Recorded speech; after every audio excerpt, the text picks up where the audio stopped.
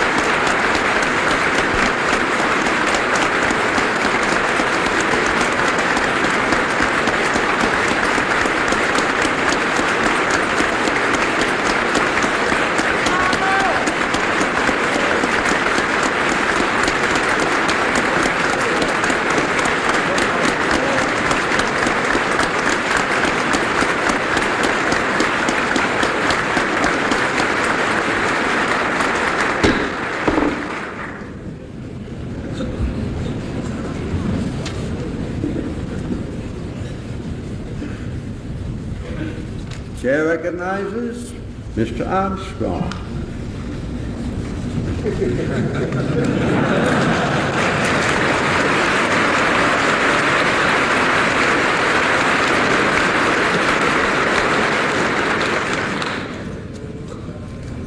Mr. Speaker, Mr. President, members of Congress, distinguished guests,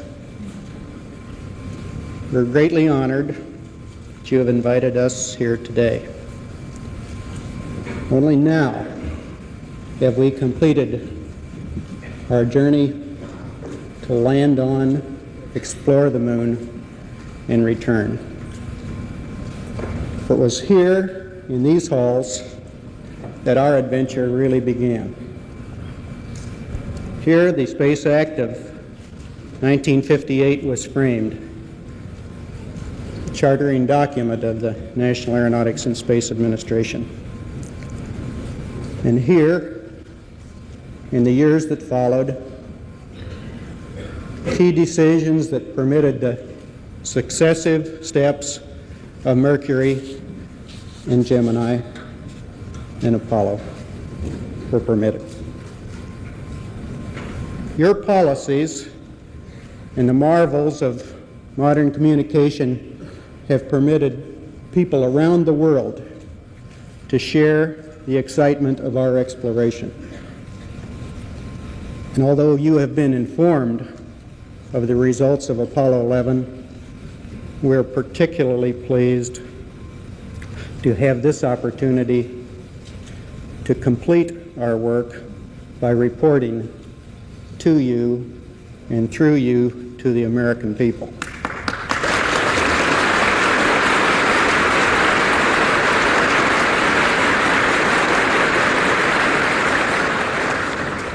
My colleagues share the honor of presenting this report. First, it's my pleasure to present Colonel Edwin Aldrin.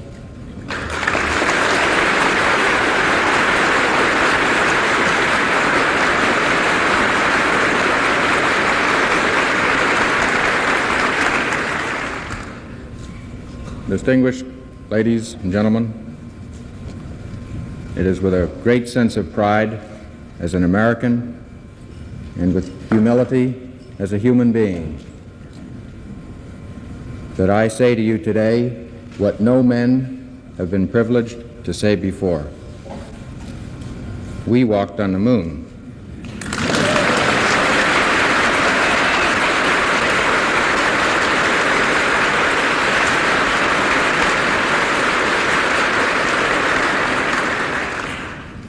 But the footprints at Tranquility Base belong to more than the crew of Apollo 11. They were put there by hundreds of thousands of people across this country, people in government, industry, and universities, the teams and crews that preceded us, all who strived throughout the years with Mercury, Gemini, and Apollo. Those footprints belong to the American people, and you, their representatives, who accepted and supported the inevitable challenge of the moon. And since we came in peace for all mankind, those footprints belong also to all people of the world. As the moon shines impartially on all those looking up from our spinning Earth, so do we hope the benefits of space exploration will be spread equally with a harmonizing influence to all mankind.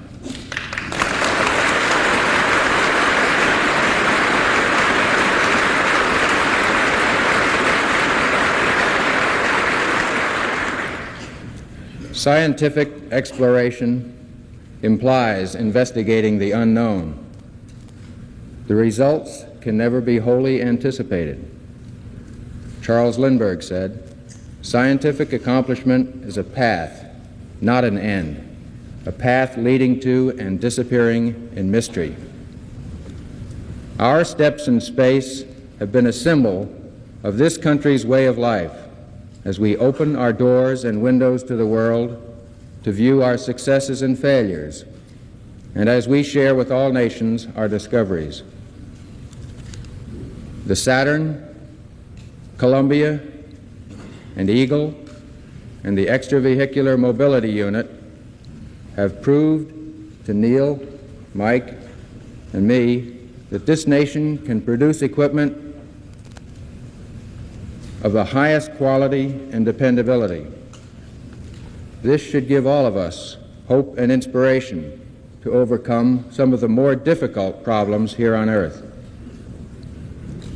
The Apollo lesson is that national goals can be met where there is a strong enough will to do so.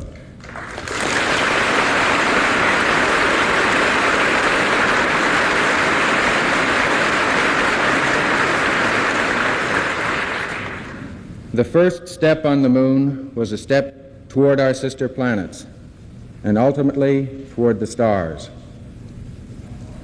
A small step for a man was a statement of fact. A giant leap for mankind is a hope for the future.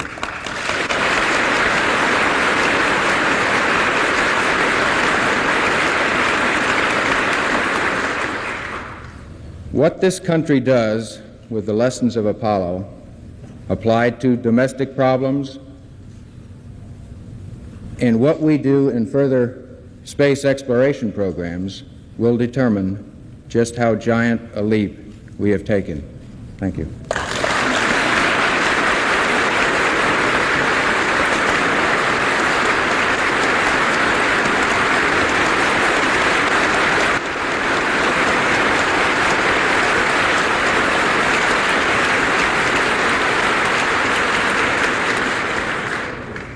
Now I should like to present Colonel Michael Collins.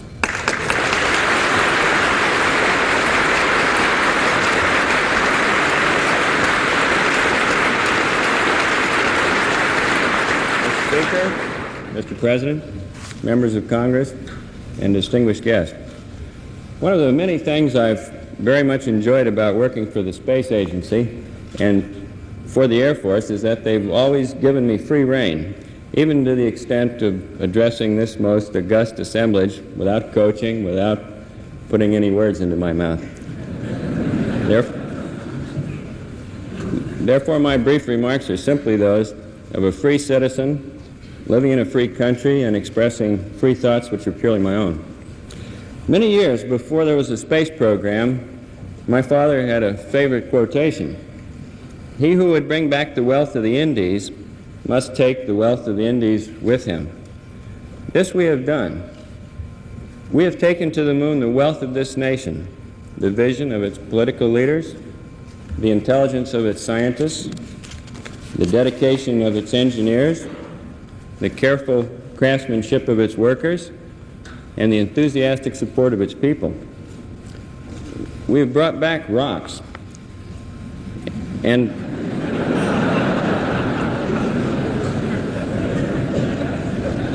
I think it's a fair trade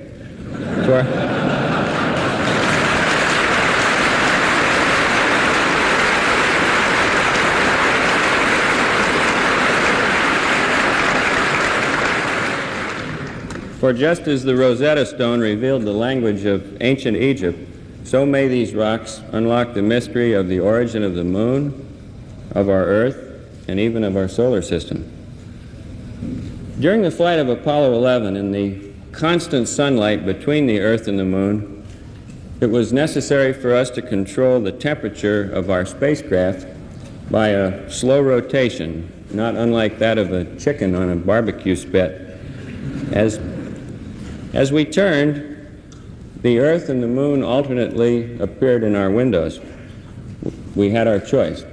We could look toward the moon, toward Mars, toward our future in space, toward the new Indies, or we could look back toward the Earth, our home, with the problem spawned over more than a millennium of human occupancy. We looked both ways. We saw both. And I think that's what our nation must do. We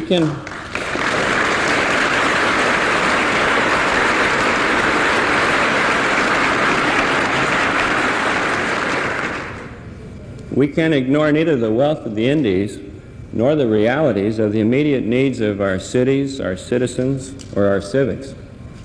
We cannot launch our planetary probes from a springboard of poverty, discrimination, or unrest. But neither can we wait until each and every terrestrial problem has been solved. Such logic 200 years ago would have prevented expansion westward past the Appalachian Mountains, for assuredly the eastern seaboard was beset by problems of great urgency then, as it is today. Man has always gone where he has been able to go. It's that simple. He will continue pushing back his frontier, no matter how far it may carry him from his homeland. Someday in the not-too-distant future, when I listen to an Earthling step out onto the surface of Mars or some other planet, just as I listen to Neil step out onto the surface of the moon, I hope I hear him say, "I come from the United States of America."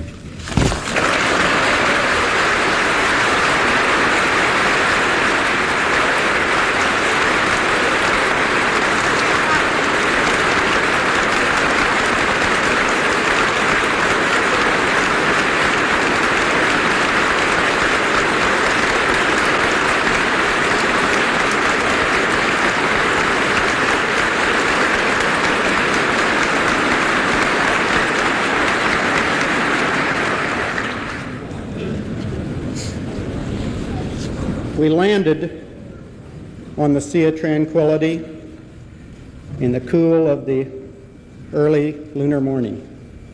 And the long shadows would aid our perception. The sun was only 10 degrees above the horizon. And while the Earth turned through nearly a day while we stayed, the sun at Tranquility Base rose barely 11 degrees. A small fraction of the month-long lunar day. There was a peculiar sensation of the duality of time, the swift rush of the events that characterize our daily life, and the ponderous parade which marks the aging of the universe. Both kinds of time were evident. The first by the routine events of the flight, whose planning and execution were marked by fractions of a second, and the latter by the rocks around us, unchanged through all the history of man, and whose 3 billion year old secrets made them the treasure we sought. The plaque on the eagle summarized our hopes and bore the message, "Here men from planet Earth first set foot upon the moon, July 1969 AD. We came in peace for all mankind." Those 1969 years had constituted the majority of the age of Pisces, a 12th of that great year that is measured by the 1,000 generations the precession of the Earth's axis takes to describe a giant circle in the sky. The next 20 centuries, the age of Aquarius, the age for which our young people have such high hopes, humanity may begin to understand its most baffling mystery. Where are we going?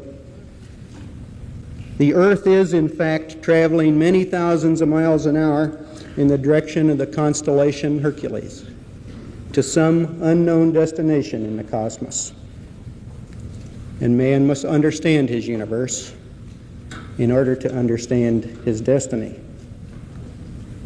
Mystery, however, is a very necessary ingredient in our lives. Mystery creates wonder, and wonder is the basis for man's desire to understand.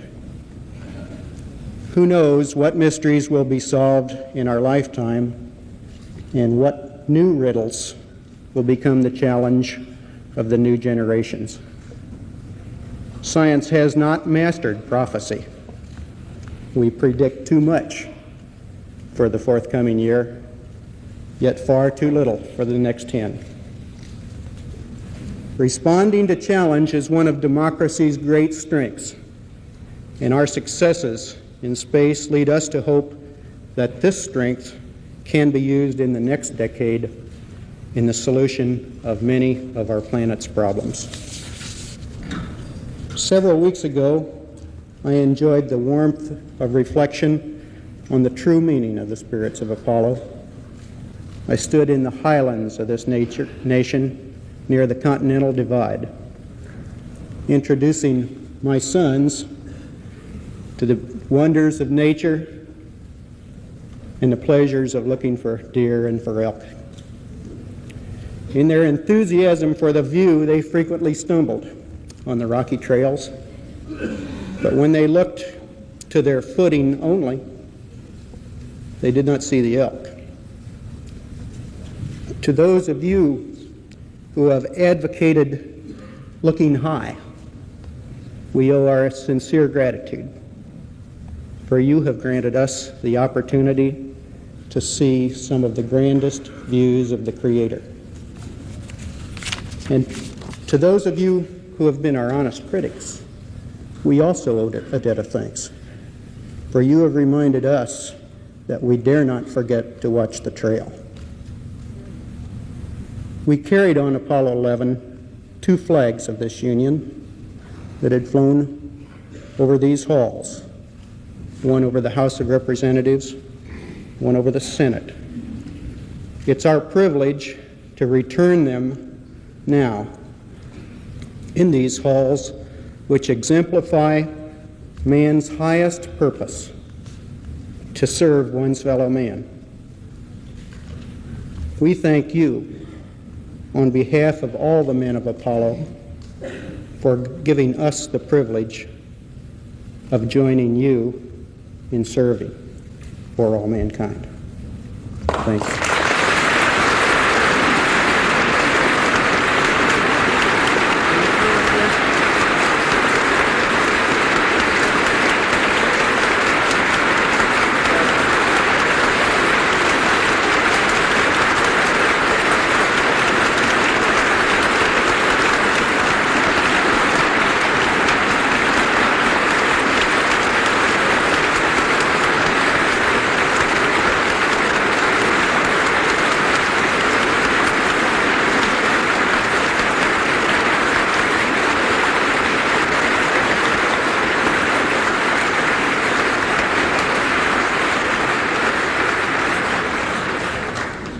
I think we would be remiss on this occasion if, in paying the highest honor that the Congress can pay to any person, to invite them and to receive them in joint meeting, to also to honor the what might be termed the unseen astronauts, the wives of our distinguished friends.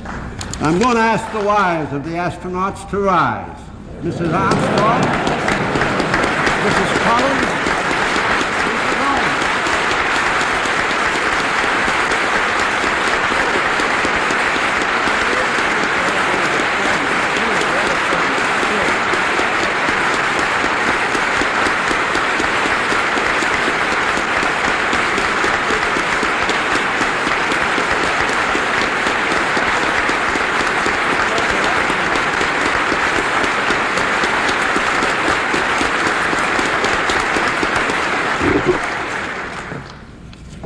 Want to say a few words of this flag? On behalf of the members of the Senate, we are very grateful for the presentation of this flag. We watched with great interest the Apollo program proceed. We're conscious of the thrust of the need of the words of the gentleman who spoke here this morning. The primary need being balance, the need to meet the problems of our society wherever they arise. I can assure you that this memento will not fall into that category, but will be kept and appreciated with the dignity that it deserves. Thank you very much, gentlemen.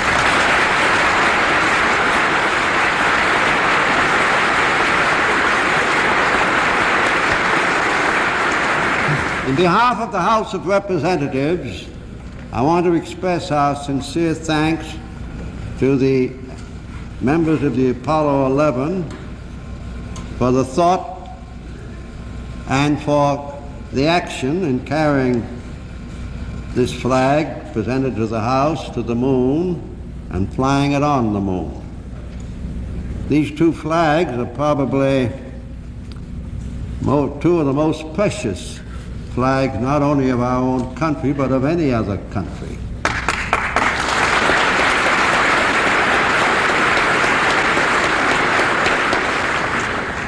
And we extend to you the deep thanks of the members of the House of Representatives, and to assure you that every care and caution will be taken, because this will be forever one of the most treasured possessions of this great chamber.